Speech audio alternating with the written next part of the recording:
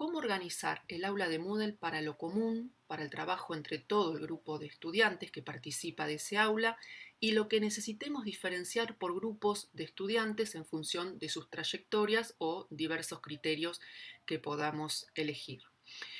En principio, tenemos que elegir una organización del aula en distintas secciones, lo que llamamos o utilizamos comúnmente como pestañas.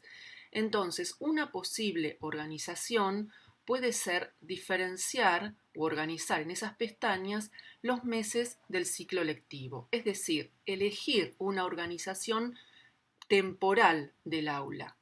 Acá pusimos como ejemplo 3 meses solamente, pero serían a lo largo del año todos los meses del ciclo lectivo. Y a su vez, dentro de cada mes, disponer espacios comunes para todos los estudiantes, como pueden ser foros, entregas de tareas, textos y demás, y a su vez diferenciar espacios también de recursos, de materiales, de actividades y demás por dos grupos o más de estudiantes. Aquí pusimos como ejemplo dos grupos o lo que podemos llamar burbujas, ¿sí? Burbuja 1, burbuja 2. Otra posible organización sería diferenciar las pestañas por unidades o proyectos temáticos. O sea, aquí sería una organización temática y dentro de cada unidad o cada bloque lo temporal, y también del mismo modo se organizarían los espacios al interior de cada unidad, lo común para todos los estudiantes y lo diferenciado para distintos grupos de estudiantes. Vamos a ver cómo hacer esto en el aula de Moodle.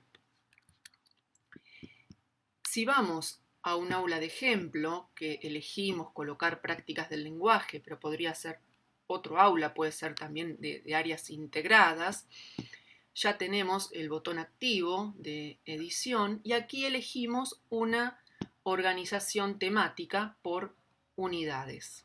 Entonces, para proponer lo común, es como ya sabemos hacer siempre que añadimos una actividad o recurso y lo disponemos, el que sea, directamente para todos los participantes del aula. Lo que vamos a ver puntualmente aquí es cómo diferenciar actividades y recursos por grupos de estudiantes. En principio tendré que tener los grupos armados al interior del aula. ¿Cómo hacemos eso? Aquí vamos a más, en usuarios, grupos, crearemos los grupos que necesitemos. Por ejemplo, creo aquí grupo 1 o el nombre que queramos colocarle. Ahí guardo el nombre del grupo. Luego puede ser grupo 2.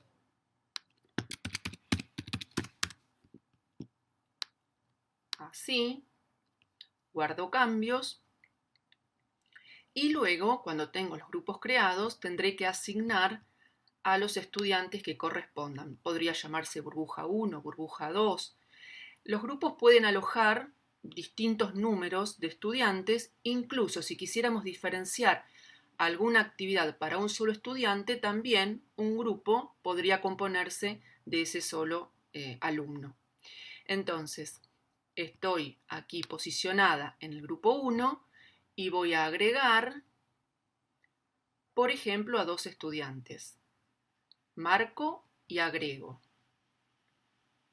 Marco y agrego. Bien, regreso y del mismo modo sería para hacer con los distintos grupos. Una vez que tengo los estudiantes asignados a los grupos que correspondan, voy a volver para diseñar el aula y entonces voy a añadir una actividad o un recurso para un grupo determinado de estudiantes. Por ejemplo, podría ser un archivo, un texto.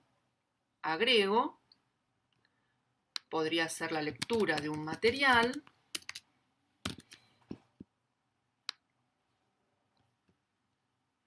Y una vez que agrego el material que corresponda,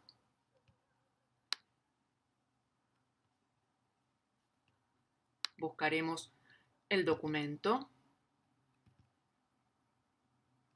que tengamos que poner a disposición. Por ejemplo, subo un archivo PDF.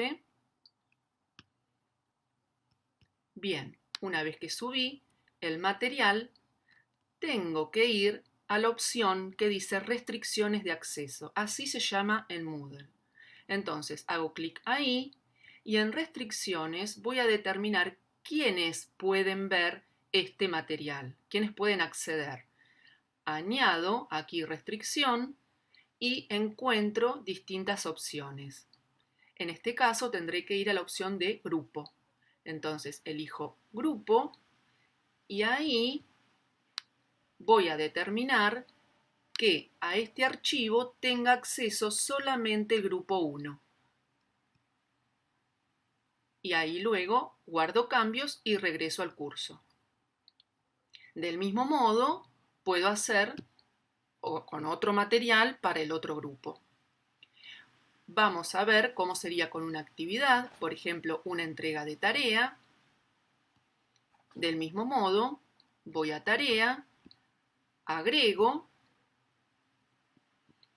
y aquí pongo envío de trabajo, lo que corresponda, la consigna, la disponibilidad en fechas, todo lo que ya sabemos hacer para una entrega de tareas, pero lo que voy a agregar aquí es también la restricción de acceso. Es decir, elegir que esta actividad solamente la vean para hacer la entrega el grupo 1, los integrantes del grupo 1. Entonces ahí añado restricción y elijo también de la misma forma que hice con el material de estudio. Entonces grupo y elijo grupo 1. Podría añadir otra restricción, por ejemplo, con la fecha, que el material o la actividad esté disponible desde una determinada fecha. En este caso no lo voy a hacer. Guardo cambios y regreso al curso. De esta forma, aquí me está indicando que lo que dispuse está disponible solamente para el grupo 1. Tendría que hacer de la misma forma lo que corresponda para el grupo 2.